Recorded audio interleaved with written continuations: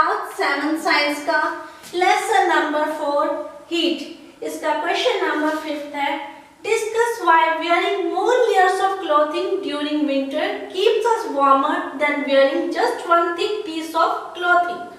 Answer: when we wear more layers of clothing, air gets trapped in between various clothing layers. Air acts as insulator of heat.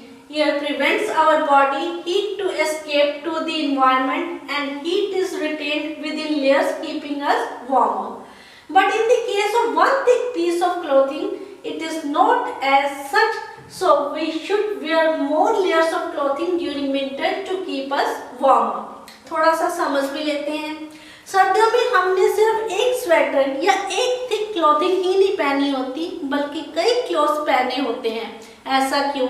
जब हम clothes की कई layers पहन लेते हैं तो इन क्लोथ्स की लेयर्स में एयर ट्रैप हो जाती है।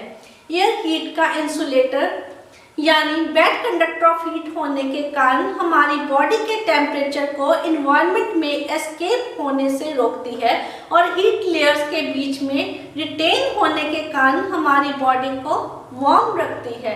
लेकिन एक थिक पीस ऑफ क्लॉथिंग के केस में ऐसा नहीं होता, क्योंकि इसलिए हमें विंटर में अपने आप को वार्म रखने के लिए मोर लेयर्स ऑफ क्लॉथिंग पहननी चाहिए। ठीक है, अभी आप इस क्वेश्चन को नोट कर लीजिए।